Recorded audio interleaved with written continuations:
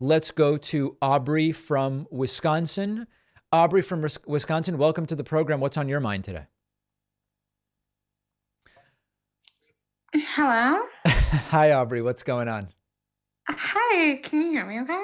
Yes, I can. Oh, okay. Hey, Mr. Pakman. I don't know, I haven't talked to you in a hot minute. Hope you're good.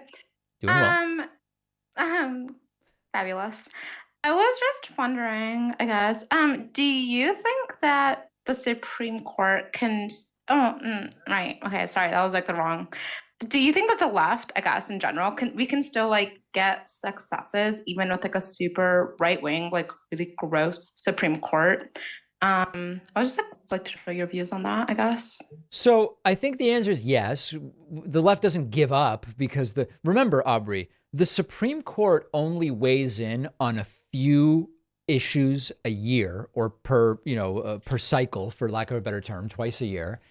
And they tend to end up weighing in areas that are actually legally controversial and politically controversial in some cases. There are lots of things that are politically controversial, but they really would not be legally controversial, such that if there was the will to make changes at the state level or et cetera, it simply wouldn't rise to be a situation that the Supreme Court could interfere in. So I think there's plenty of areas where the Supreme Court would not prevent the left from making progress, particularly at the state level. But let me also say another thing.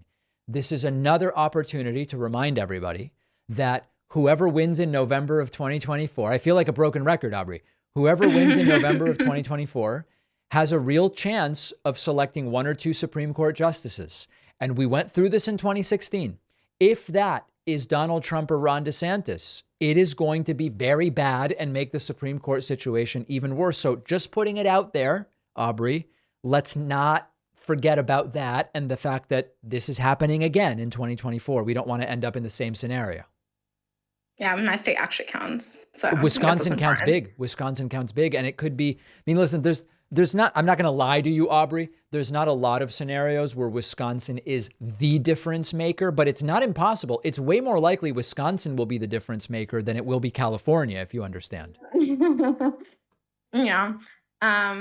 You're from New York, so like I mean your state matters even less. New York So matters even less. That's not right. That's not wrong. That's not wrong.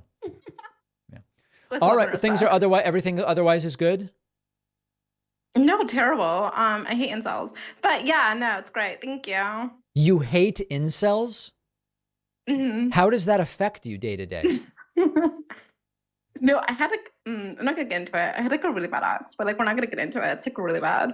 But if you if you Um, if you dated an incel, by definition, they were not an incel, right? no, no. No, they I mean, weren't, I or no, think they were.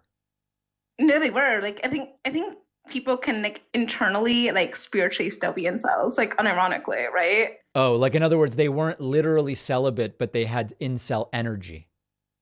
Yeah. What was their, Also, wow, that's interesting. Well, wait, you don't think I'm right? Because no, I I think I'm think that that's absolutely possible. I right. think that that's totally plausible. Yeah. Yeah, I mean, Yeah. like, unironically, like, they're such like little. Okay. All right, Aubrey. Thank Yeah. you. We're going to have to bleep that. It's been a pleasure having you on. Thank you very, very much. When Aubrey starts swearing, it just gets bad. And then it ends up, we have to pay per bleep, shockingly. So I don't want to rack up a huge bill, thanks to Aubrey. All right, everybody. Thank you for calling in. We'll take calls again. That I promise you, if I have anything to say about it.